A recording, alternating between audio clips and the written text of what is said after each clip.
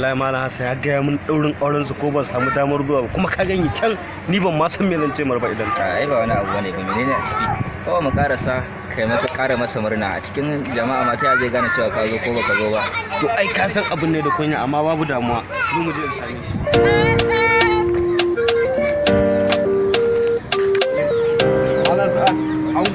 ango kashi nan mun zo gurin taron daurin aure kuma ana ta miƙa ma hannu jama'a sun yi yawa to Allah ya sanya alheri ba Allah ya bada zaman lafiya Allah ya sanya alheri a yana da auren masu sai mai zuwa sai na su